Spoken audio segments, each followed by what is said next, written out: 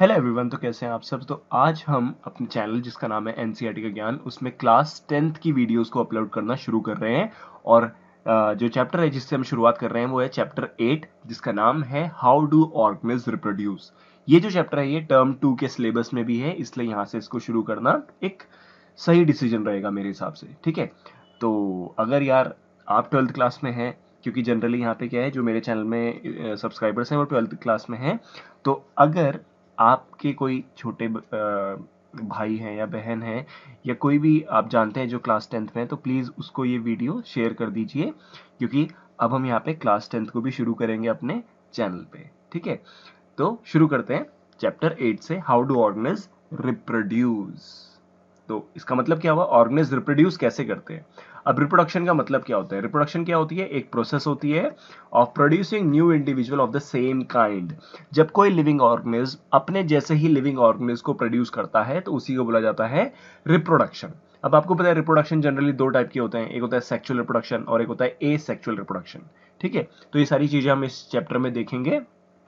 तो शुरू करते हैं अपनी एनसीईआरटी की हर एक लाइन को कवर करते हुए। तो अपने अपने स्टाइल में शुरू करते हैं। Welcome back guys. आज हम क्लास 10th साइंस के चैप्टर 8 का पार्ट 1 पढ़ेंगे। तो क्या लिखा है, before we discuss the mechanism by which organism reproduce let us ask a more basic question. तो देखो अभी हमें इस चैप्टर में क्या पढ़ना है कि ऑर्गेनिज्म रिप्रोड्यूस कैसे करते हैं, कौन कौन से ऐसे तरीके हैं जिनके थ्रू वो रिप्रोडक्शन करते हैं। बट उससे पहले एक हमारे पास क्वेश्चन आता है कि why do organism reproduce, organism reproduce करते क्यों है। After all reproduction is not necessary to maintain the life of an individual organism. अब मान लो एक लिविंग ऑर्गेनिज्म है, अगर वो रिप्रोडक्शन नहीं करता है तो क्या उसकी लाइफ चलेगी नहीं। बिल्कुल उसकी लाइफ चलेगी, उसकी डेथ तो नहीं हो जाएगी ना। तो क्वेश्चन वो बोल क्या रहा है कि रिप्रोडक्शन ना बहुत ज्यादा जरूरी नहीं है किसी एक पर्टिकुलर इंडिविजुअल ऑर्गेनिज्म के लिए, unlike the essential life process such as nutrition, respiration और एक्सक्रीशन।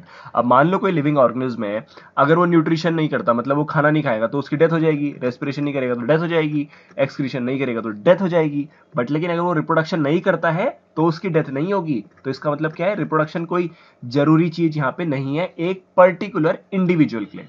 ठीक है, on the other hand, if an individual organism is going to create more individual, a lot of its energy will be spent in the process. अब अगर कोई individual अपने जैसे ही living organism को produce करता है, मतलब अगर वो रिप्रोडक्शन करता है तो वो बहुत ज्यादा एनर्जी को उस प्रोसेस में स्पेंड करता है।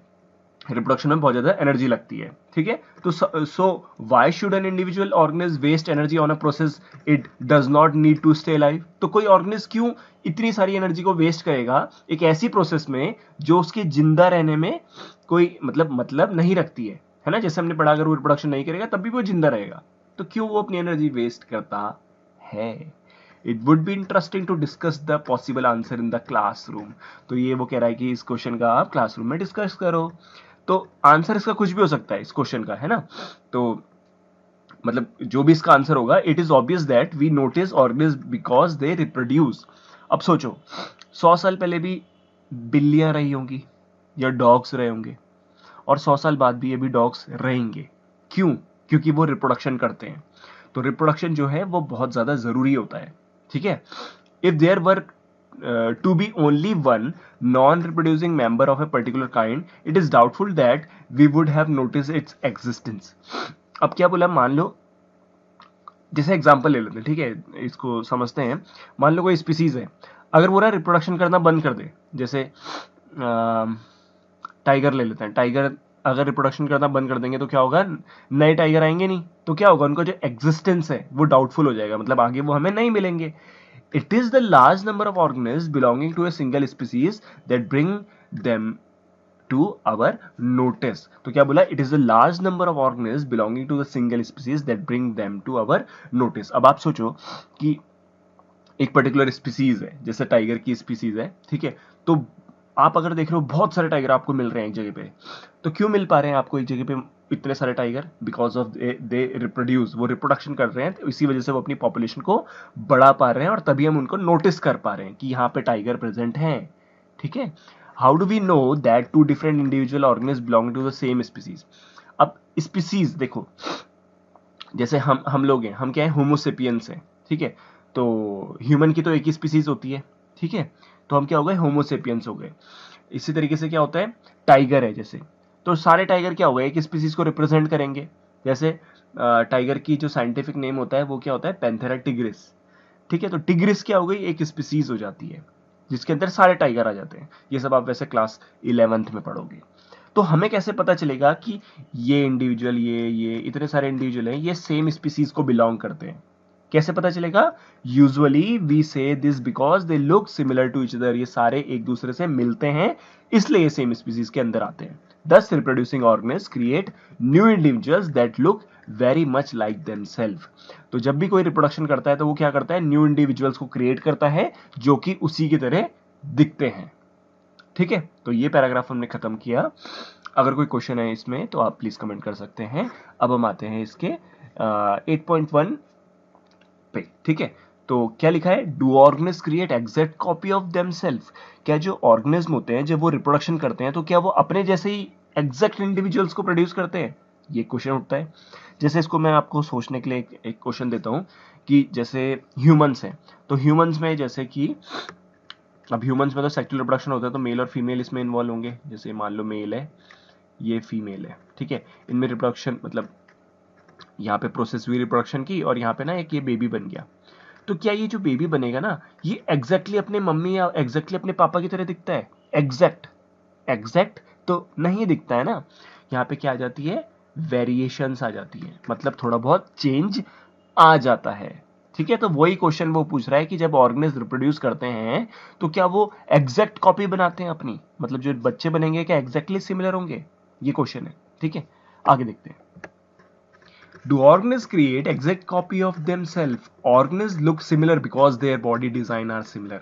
अब कोई स्पीसीज है, उस स्पीसीज में बहुत सारे इंडिविजुअल्स आ जाते हैं। ठीक है, तो वो सारे इंडिविजुअल एक जैसे दिखते हैं, क्यों? कि उनका बॉडी डिजाइन एक जैसा है। जैसे सारे टाइगर एक जैसे दिखेंगे, है ना, जनरली तो एक जैसे ही दिखेंगे ना, क्योंकि उनका बॉडी डिजाइन सिमिलर होता है। If body design are to be similar, the blueprint for their design should be similar. ये काफी इंपॉर्टेंट पॉइंट है। अब देखो, एक ये ह्यूमन है, एक ये ह्यूमन है। अब भाई यहाँ पे एक ये तीसरा ह्यूमन है। ठीक है, वो देखेगा इसको, वो देख रहा है इसको, तो क्या बोलेगा कि भाई ये दोनों तो मेरे जैसे ही हैं, मतलब ये दोनों क्या हैं, ह्यूमन है। वो देख के बता देगा ना। और यहाँ पे कोई डॉग है, मतलब ये डॉग है ऐसे करके। ठीक है, तो अब ये इस इंसान ने फिर एक डॉग को देखा, तो वो डॉग को क्या बोलेगा, ये तो डॉग है ना, ये ह्यूमन नहीं है। तो कैसे उसने पहचाना? On the basis of their body design. Human का ह्यूमन की तरह बॉडी डिजाइन होगा तो वो भाई एक ही स्पीसीज वाले हो गए। ठीक है, और टाइगर अलग, वो क्या बोलते हैं, डॉग अलग दिखता है, तो उसको हम इसके साथ नहीं लेंगे ना। ह्यूमन तो अलग हो गया, डॉग अलग हो गया। तो बॉडी डिजाइन अलग अलग है। अब बॉडी डिजाइन अलग अलग क्यों है? बिकॉज उनका ब्लूप्रिंट अलग है। ब्लूप्रिंट का मतलब है कि डीएनए अलग अलग है। ठीक है, जो सारे ह्यूमंस हैं, ठीक है, जितने भी ह्यूमंस हैं, उनका जो डीएनए होता है ना वो काफी ज्यादा मिलता है। 99.9% जो है सारे ह्यूमंस का डीएनए एक दूसरे से मिलता है, इसलिए हम एक दूसरे के जैसे दिखते हैं। ठीक है, बट अगर यहाँ पे हम एक डॉग को एक ह्यूमन से कंपेयर करेंगे बॉडी डिजाइन के बेस पे, तो हम बहुत ज्यादा डिफरेंस देखेंगे। क्यों? क्योंकि जो डॉग का डीएनए होगा वो बहुत ज्यादा अलग है ह्यूमन के डीएनए से। देखो, ये थोड़ा हम बेसिक में पढ़ेंगे तो हो सकता है वीडियो थोड़ी बड़ी हो जाए, तो देख लेना, है ना। तो देखो, डॉग का डिजाइन अलग है, ह्यूमन का डिजाइन अलग है, बिकॉज उनका डीएनए अलग अलग है। अब इससे हमें हमारे पास एक चीज पता चली ना कि जो डीएनए होता है ना वही बॉडी डिजाइन के लिए रिस्पॉन्सिबल होता है। कि ह्यूमन के 2 हाथ हैं, 2 पांव हैं, तो ये क्यों है? बिकॉज उसके डीएनए की वजह से। तो अब क्वेश्चन उठता है कि डीएनए कैसे ह्यूमन बॉडी के स्ट्रक्चर को बनाने में रिस्पॉन्सिबल है? तो इसको यहां पे थोड़ा सा समझते हैं। ठीक है, देखो, ये एक सेल है। ठीक है, सेल है। ये सेल के अंदर क्या है? ये न्यूक्लियस है, ये न्यूक्लियस हो गया। ठीक है, न्यूक्लियस के अंदर मिलता है क्रोमोसोम। आपने पढ़ा होगा ये क्लास 9th में, क्रोमोसोम मिलता है। क्रोमोसोम बना होता है किसका? डीएनए प्लस प्रोटीन का। ठीक है ना, डीएनए प्लस प्रोटीन का बना होता है। तो ये मैंने क्रोमोसोम के अंदर जो डीएनए है उसको यहाँ पे बना दिया। तो डीएनए इस तरीके से रहता है, डबल हेलिकल स्ट्रक्चर इसे बोलते हैं। अब यहाँ पे आती है इंपॉर्टेंट बात। जो डीएनए होता है ना वो बनाता है यहाँ पे आरएनए। डीएनए से बनता है आरएनए, जिस प्रोसेस को बोलते हैं ट्रांसक्रिप्शन, ये एक नॉलेज के तौर पे आप ले सकते हो, ठीक है। तो डीएनए से क्या बना, आरएनए। आरएनए से क्या बनता है, फिर प्रोटीन बनता है, और इस प्रोसेस को बोलते हैं ट्रांसलेशन। तो ये जो प्रोटीन जब बनता है ना, तो यही प्रोटीन हमारी बॉडी स्ट्रक्चर को या बॉडी डिजाइन को बनाने के लिए रिस्पॉन्सिबल होता है। समझ में आया, ठीक है। तो इसको फिर से देखते हैं। सेल के अंदर न्यूक्लियस है, न्यूक्लियस के अंदर क्रोमोसोम है, क्रोमोसोम के अंदर डीएनए है, डीएनए बनाता है आरएनए, आरएनए बनाता है प्रोटीन, और इसी प्रोटीन की वजह से बॉडी डिजाइन अलग अलग होता है। अब अगर यहाँ पे एक डॉग है और यहाँ पे एक ह्यूमन है, तो डॉग का जो डीएनए है वो एक आरएनए बनाएगा, उस आरएनए से यहाँ पे प्रोटीन बनेगा, ठीक है। इस तरीके से ह्यूमन का DNA, then RNA, then protein बनेगा। तो आप खुद ही सोचो कि डॉग का जो स्ट्रक्चर है वो अलग है और ह्यूमन का जो स्ट्रक्चर है वो अलग है। क्यों? बिकॉज यहाँ पे डीएनए अलग है, डीएनए अलग है तो इनसे बनने वाला आरएनए अलग है, आरएनए अलग है तो इनसे बनने वाला प्रोटीन अलग है, जो कि इस स्ट्रक्चर को थोड़ा डिफरेंट बना देता है, थोड़ा क्या, काफी डिफरेंट बना देता है, ठीक है। तो वो जो यहाँ पे बात कर रहा है ना ब्लूप्रिंट की, एक्चुअली वो ब्लूप्रिंट क्या है, डीएनए, ठीक है। दस reproduction at its most basic level will involve making copies of the blueprint of the body design. अब आप खुद सोचो, जब भी रिप्रोडक्शन होता है ना, तो ये जो डीएनए होता है ना, इन डीएनए की क्या होती है, यहाँ पे कॉपी होती है। अब इस लाइन को हम यहाँ पे आगे समझेंगे, अभी समझेंगे, ठीक है। In class 9th, we learned that the chromosome in the nucleus of a cell contain information for inheritance of feature from parents to next generation in the form of DNA, जिसको बोला जाता है डीऑक्सीराइबो न्यूक्लिक एसिड मॉलिक्यूल। अब जैसे हमारी body के अंदर किसका डीएनए, हमारे पेरेंट्स का डीएनए, तो इसका मतलब जो हमारे पेरेंट्स के कैरेक्टरिस्टिक है, जैसे हमारे पेरेंट की स्किन हो सकती है, या बालों का कलर हो सकता है, या हाइट हो सकती है, वो कुछ कैरेक्टरिस्टिक्स हमारी बॉडी के अंदर आई हैं, है ना, उनकी कुछ खासियत हमारे अंदर आती है। क्यों आती है? बिकॉज उनके क्रोमोसोम हमारे पास है, उनके क्रोमोसोम हमारे पास है, मतलब उनका जो डीएनए है वो हमारे पास है, ठीक है। समझ रहे हो ना बात को?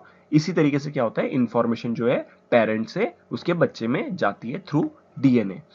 तो the DNA in the cell nucleus is the information source for making protein. अब ये आ गया ना इंपॉर्टेंट पॉइंट, जो डीएनए होता है वही क्या करता है, प्रोटीन बनाने के लिए रिस्पॉन्सिबल होता है, ठीक है। डीएनए के अंदर ही इंफॉर्मेशन होती है कि इस टाइप का प्रोटीन बनेगा। If the information is changed, अब मान लो अगर ये इंफॉर्मेशन चेंज हो जाए, समझना आप इस बात को, पहले मैं मिटा देता हूं इसको।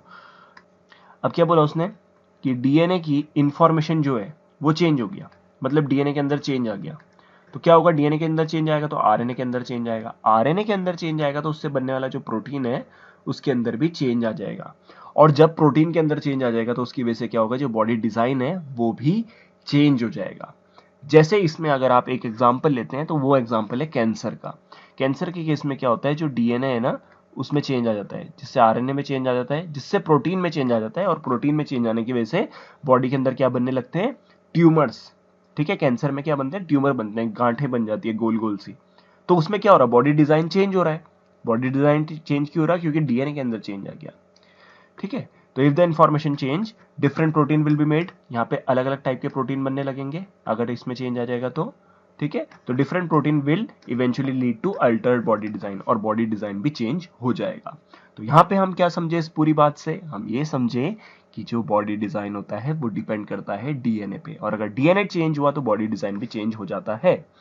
Therefore a basic event in the reproduction is the creation of A DNA copy. तो यहाँ पे क्या है इंपॉर्टेंट पॉइंट, कि रिप्रोडक्शन के अंदर क्या होता है, डीएनए की कॉपी बनती है। इस पॉइंट को थोड़ा हम अभी देखेंगे नीचे, ठीक है। Cells use chemical reaction to build copies of their DNA. अब जो भी सेल होते हैं वो क्या करते हैं, अपने डीएनए की ना कॉपी बनाते हैं जब भी रिप्रोडक्शन करना होता है, ठीक है। अब बात को समझते हैं क्या कहना चाह रहा हूं मैं।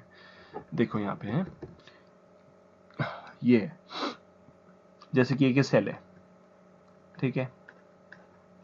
इस सेल को क्या करना है, रिप्रोडक्शन करना है, मतलब एक सेल को दो सेल में डिवाइड होना है ऑब्वियसली। तो क्या होगा, इस सेल के अंदर ये डीएनए प्रेजेंट है, ठीक है। ये डीएनए सबसे पहले अपनी कॉपी बनाएगा, मतलब इस डीएनए से ये एक नया डीएनए यहाँ पे बन जाएगा, एक नया डीएनए यहाँ पे बन गया, ठीक है। अब क्या होगा कि मैं इसको नंबर 1 दे देता हूं, इसको नंबर 2 दे देता हूं। तो जो नंबर 1 है वो एक इधर सेल में चले गया, नंबर 2 जो है वो दूसरे नए सेल में चले गया। तो इस तरीके से यहाँ पे क्या हो गया, रिप्रोडक्शन हो गया। पहले एक सेल था, अब यहाँ पे 2 सेल बन गए, तो रिप्रोडक्शन हुआ। और आपने क्या देखा, रिप्रोडक्शन करने के लिए यहाँ पे जो डीएनए है उसकी कॉपी बनना जरूरी था। ठीक है, तो this create 2 copies of the DNA in a reproducing cell. तो जैसे ये रिप्रोड्यूसिंग सेल है, इसके अंदर क्या हो रहा है, डीएनए की 2 कॉपी बन गई, and they will need to be separate from each other. और फिर क्या होते हैं, ये जो 2 डीएनए है ये सेपरेट हो जाते हैं। एक डीएनए एक सेल में जाएगा, दूसरा डीएनए यहाँ पे दूसरे सेल के अंदर चले जाएगा। ठीक है, however keeping one copy of DNA in the original cell and simply pushing the other out would not work. ठीक है, because the copy pushed out would not have any organized cell structure for maintaining life process. अब यहाँ पे क्या है बोला उसने कि जैसे दो डीएनए तो बन गए, अब ये जब 2 डीएनए बन गए ना, तो ये दूसरे नंबर का डीएनए है, इसको अगर ये डायरेक्टली ऐसे बाहर छोड़ देता है, ठीक है, डायरेक्टली ऐसे बाहर कर देते, तो यहाँ पे तो ये खत्म हो जाता। ठीक है, इस डीएनए का कोई वैल्यू नहीं रहती, जो नया डीएनए बना। तो इस डीएनए की वैल्यू कब होगी, जब ये डीएनए किसी सेल के अंदर जाएगा, जैसे कि यहाँ पे गया है, तो तब ये डीएनए जो है अपना प्रॉपरली काम कर पाएगा। तो सीधी बात क्या है कि जो भी नया डीएनए बनता है उसको कोई ना कोई सेल चाहिए होता है जिसके अंदर वो वहां पे रह सके। ठीक है, ओके, अब आगे देखते हैं इसको। हाँ, therefore DNA copy is accomplished by creation of additional cellular apparatus and then the DNA copy separate each with its own cellular apparatus. तो क्या बोला कि यहाँ पे जब भी डीएनए की कॉपी होती है और डीएनए जब एक दूसरे से अलग होते हैं, तो जो नया डीएनए बनता है ना, जो भी नया कॉपी बनता है डीएनए की, उसको ना सेलुलर एपरेटस चाहिए होता है। सेलुलर एपरेटस मतलब उसको सेल चाहिए होता है, सेल के अंदर सेल ऑर्गेनल चाहिए होते हैं, तभी वहां पे क्या होगा, वो सेल इफेक्टिवली काम कर पाएगा। ठीक है, तो effectively cell divide to give rise to 2 cell, और इसी तरीके से क्या होता है, एक सेल से 2 सेल यहाँ पे बन जाते हैं। These 2 cells are of course similar होंगे ना, but are they likely to be absolutely identical? क्या ये क्वेश्चन मार्क है। वो कह रहा है जो ये दोनों, जैसे एक ये सेल है, इस सेल से 2 नए सेल बने, तो क्या ये जो 2 नए सेल बने ये एक दूसरे के सिमिलर तो हैं, पर क्या ये आइडेंटिकल होंगे? क्या आइडेंटिकल का मतलब है बिल्कुल एग्जैक्टली मैच कर रहे होंगे क्या ये एक दूसरे से? The answer to this question will depend on how accurately the copy reaction involved occur. यहाँ पे ये 2 सेल्स बिल्कुल एक दूसरे से आइडेंटिकल होंगे, ये डिपेंड करेगा किस पे, यहाँ पे जो ये कॉपी की प्रोसेस हुई है उस पे, जो यहाँ पे डीएनए कॉपी हुआ है उस पे। ठीक है, देखो, no biochemical reaction is absolutely reliable. Question का आंसर यहाँ पे मिल गया। उसने क्या बोला कि ये जो कॉपी प्रोसेस होती है ना, ये 100% एक्यूरेट नहीं होती है, 100% भरोसेमंद नहीं होती है। इस कॉपी प्रोसेस में थोड़ा बहुत वेरिएशन आ जाता है, वेरिएशन मतलब थोड़ा बहुत चेंज आ जाता है। ठीक है, तो जब इस प्रोसेस में ही थोड़ा बहुत चेंज आ जाएगा, तो ये जो 2 नए सेल बने ये भी एक दूसरे के आइडेंटिकल नहीं होंगे। Therefore, it is only to be expected the process of copying the DNA will have some variation each time. तो जब भी यहाँ पे ये DNA से एक नया DNA बन रहा है ना, तो यहाँ पे वेरिएशन आ जाती है, चेंज आ जाता है। As a result, the DNA copy generate will be similar but may not be identical to the original. तो DNA कॉपी जो बनती है वो सिमिलर तो होती है बट बिल्कुल एग्जैक्टली आइडेंटिकल नहीं होती है। Some of these variation might be so drastic that the new DNA copy cannot work with the cellular apparatus it inherit. अब इंपॉर्टेंट है, मान लो ये है सेल, इसके अंदर ये डीएनए कॉपी हुआ, अब यहाँ पे एक ये सेल में ये चले गया न्यूक्लियस, अरे ये सेल में चले गया डीएनए, और ये जो दूसरा सेल बना इसके अंदर भी ये डीएनए चले गया। अब देखो उसने क्या बोला, यहाँ पे ये जो डीएनए बना ना, ये डीएनए ना बहुत ज्यादा कैसा हो गया, बहुत ज्यादा वेरी कर गया, मतलब बहुत ज्यादा ड्रास्टिक चेंज आ गया इसमें, और ये डीएनए बिल्कुल ही अलग हो गया। तो ये डीएनए जाएगा इस सेल के अंदर, ठीक है, तो ये जो डीएनए इसके अंदर तो बहुत ज्यादा चेंज आ गया, तो क्या होगा, इस वजह से ये यहाँ पे सरवाइव नहीं कर पाएगा, ये सेल जो है ये खत्म हो जाएगा। उसका कहना ये है, ठीक है ना। अगर डीएनए बहुत ज्यादा चेंज हो जाता है तो जिस सेल के अंदर वो डीएनए जाएगा ना, वो सेल सरवाइव नहीं कर पाता। Okay, such a newborn cell will simply die, तो लिखा भी है यहाँ पे वो सेल डाई कर जाता है. On the other hand there could be there could still be many other variation in the DNA copy that would not lead to such a drastic outcome. दूसरा क्या बोला उसने कि on the other hand there could still be many other variation in the DNA copy that could not lead to such a drastic outcome. थोड़ा बहुत DNA copy में variation हो जाता है तो उससे इतना बड़ा ड्रास्टिक आउटकम नहीं आता है, जैसे पूरा सेल ही डेड हो जाएगा, ऐसा नहीं होगा. सेल डेड कब होगा? जब डीएनए बहुत ही ज्यादा चेंज हो जाएगा. Thus, the surviving cell are similar to but subtly different from each other.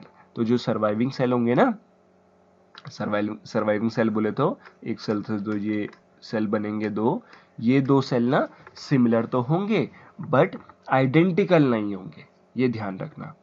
This inbuilt tendency for variation during reproduction is the basis of for evolution as we discuss in the next chapter. We will discuss in the next chapter. तो उसने क्या बोला कि आप जो ये देखते हो ना इवोल्यूशन क्या होता है कि जैसे एग्जांपल लेते हैं, ऐसा माना जाता है कि हम लोग बंदरों से डेवलप हुए हैं धीरे धीरे धीरे धीरे. तो ऐसा क्यों हुआ? क्योंकि हमारा जो डीएनए है वो धीरे धीरे चेंज होता गया. ठीक है ना, धीरे धीरे चेंजेस होते गए डीएनए में चेंज होंगे तो बॉडी स्ट्रक्चर चेंज होता गया धीरे धीरे, और इस तरीके से फिर एक बंदर से इंसान यहाँ पे डेवलप्ड हो गया. तो वेरिएशन जो होती है, जो कि ये रिप्रोडक्शन में आती है, जो कि ये डीएनए कॉपी में वेरिएशन आ रही है, ये सब जरूरी होती है इवोल्यूशन के लिए, ध्यान रखना. अब आते हैं 8.1.1 पे, जिसका नाम है इंपॉर्टेंस ऑफ वेरिएशन. तो ये क्या है? Importance of variation. Variation important क्यों होती है? Population of organisms fill well-defined place or niche in the ecosystem using their ability to reproduce. अब मान लो ये एक इकोसिस्टम है, जैसे कि जंगल है, इस जंगल में एक पॉन्ड है, ठीक है, तालाब है, इस तालाब में मछलियां रहती है, मछलियों की पॉपुलेशन रहती है, ठीक है. तो मछलियां यहाँ पे क्यों रह रही? ये मछलियां यहाँ पे क्यों रह रही? बिकॉज ये मछलियां जो है ना, इनको यहाँ पे ठीक से खाना भी मिल रहा है, हवा भी मिल रही है ना, ऑक्सीजन मिल रही है प्रॉपरली, सब कुछ सही है इनका, तो इसलिए ये वहां पे रह रही है और वहां पे वो रिप्रोड्यूस भी कर रही है. The consistency of DNA copying during reproduction is important for the maintenance of body design feature that allow the organisms to use that particular niche. अब रिप्रोडक्शन जब भी होता है तो रिप्रोडक्शन में क्या होता है, आपने पढ़ा है डीएनए की कॉपी होती है, डीएनए की कॉपी होती है और डीएनए से ही क्या होता है, जो बॉडी डिजाइन है वो बनता है. बॉडी डिजाइन में फीचर्स आते हैं, कुछ प्रॉपर्टीज आती है. जैसे कि अगर हम मछली को लेते हैं तो मछली में क्या रहते हैं, गिल्स रहते हैं, आपको पता होगा. तो जो गिल्स रहते हैं वो उसकी एक एबिलिटी है कि वो उस वजह से क्या कर पाती है, पानी से ऑक्सीजन को ले पाती है. तो ये सारी चीजें जो प्रॉपर्टीज हैं कि गिल्स का होना, उसकी मदद से वो ऑक्सीजन ले रही है, ये सब प्रॉपर्टीज किस पे कैसे आती हैं? Because of their DNA. ठीक है ना. तो reproduction is therefore linked to stability of population of species. तो देखो, कोई भी स्पीसीज अगर रिप्रोडक्शन करेगी ना तो वो स्टेबल रहेगी. स्टेबल का मतलब है कि वो वहां पे एक पर्टिकुलर एरिया पे सर्वाइव करती रहेगी. जैसे कि ये मछलियों का एग्जांपल अगर हम लें, अगर ये मछलियां रिप्रोडक्शन करती रहेंगी तो यहाँ पे ये हमेशा रहेंगी. बट अगर रिप्रोडक्शन होना बंद हो जाएगा तो ये मछलियां यहाँ पे खत्म हो जाएंगी. हाउएवर निच समझते हो, कोई एक पर्टिकुलर जगह जहाँ पे कोई भी रहता है, ठीक है. However niche can change because of reason beyond the control of organism. अब हो सकता है कि इन मछलियों को यहाँ से कहीं किसी और तालाब में जाना पड़ जाए, ठीक है, मतलब बगल में ही, अगल बगल में ही कोई तालाब है, वहां जाना पड़ जाए, या इस तालाब में कोई और ऑर्गेनिज्म रहते हैं, उनको यहाँ से कहीं और जाना पड़ जाए. क्यों? बिकॉज बहुत सारे कारण हो सकते हैं इसके. जैसे कि इस तालाब में कुछ कमी हो गई, खाने की कमी हो गई मान लो, तो उनको वहां से भागना पड़ेगा. ठीक है ना. तो देखो, temperature on earth can go up and down, है ना. यहाँ पे टेम्परेचर बढ़ता घटता रहता है, पानी का लेवल भी घटता बढ़ता रहता है. हो सकता है कि मीटियोराइट हिट कर जाए अर्थ पे. ठीक है. तो ये कुछ एग्जाम्पल होते हैं जो ना किसी के कंट्रोल में नहीं होते, मतलब ये चीजें कंट्रोल नहीं कर सकता कोई. तो if a population of reproducing organisms were suited to particular niche and if the niche were drastically altered, the population could be wiped out. अब सोचो, इस जंगल में, ये तालाब में मछलियां रह रही है. अब ये मछलियां जहां पे रह रही है ना, जिस पानी में रह रही है, वो पानी ना ठंडा पानी है, ठंडा रहता है वो पानी, तो मछलियां ठंडे पानी में बहुत आराम से रह पाती हैं. बट क्या हुआ, किसी वजह से ना इस तालाब का जो टेम्परेचर है ना वो एकदम से बढ़ना शुरू हो गया किसी भी वजह से. तो क्या होगा, ये मछलियां वहां पे सर्वाइव नहीं कर पाएंगे और उनकी जो पॉपुलेशन है वो वाइप्ड आउट हो जाएगी, मतलब खत्म हो जाएगी.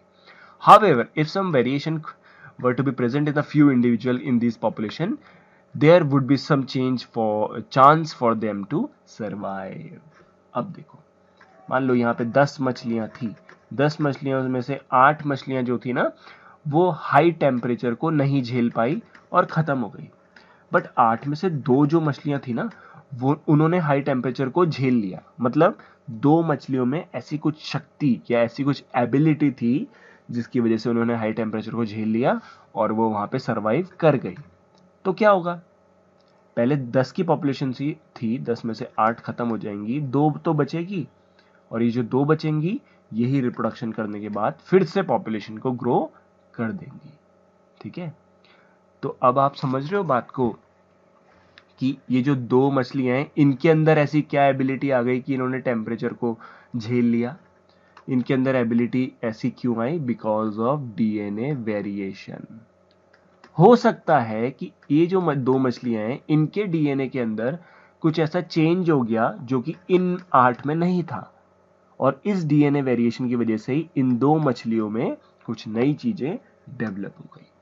ठीक है, Thus, if there were a population of bacteria, अब सोचो एक बैक्टीरिया जो कि टेम्परेट वाटर में रहता है. टेम्परेट वाटर मतलब ठंडे पानी में रहता है, बहुत जो ठंडे इलाके वाले पानी होते हैं ना, वहां पे रहता है. ठीक है, कोई बैक्टीरिया. और if the water temperature were to be increase by global warming, मान लो ग्लोबल वार्मिंग हुई जिसकी वजह से उस पानी का टेम्परेचर बढ़ गया, तो क्या होगा, ज्यादातर जो बैक्टीरिया वो मर जाएंगे. क्योंकि बैक्टीरिया को आदत कैसे पानी में रहने की थी, ठंडे पानी में रहने की. बट टेम्परेचर बढ़ने से उन्हें प्रॉब्लम हो गई. बट कुछ बैक्टीरिया जो है ना, वो रेजिस्टेंट टू हीट थे, मतलब वो गर्मी को झेल पा रहे थे और वो सरवाइव भी कर गए और फिर वो ग्रो भी कर गए. तो उन बैक्टीरिया में कुछ खास क्यों था, बिकॉज उनके जो जेनेटिक मटेरियल जो कि डीएनए है उसके अंदर कुछ चेंज था और उस चेंज की वजह से उनके अंदर ये एबिलिटी थी कि वो हाई टेम्परेचर को झेल पाए. तो वेरिएशन इज दस useful for the survival of species over time. जो वेरिएशन होता है वो बहुत ज्यादा जरूरी होता है किसी पर्टिकुलर स्पीसीज के सर्वाइवल के लिए. जैसे कि यहाँ पे 2 मछलियों के अंदर वेरिएशन थी और वो जिंदा रह गई. तो यार देखो क्या होता है ना, मेरी एक आदत है कि वीडियो ना थोड़ा बड़ा बन ही जाता है, वो मैं कम करना चाहता हूँ बट नहीं हो पाता क्योंकि हर एक लाइन को समझाना जरूरी होता है.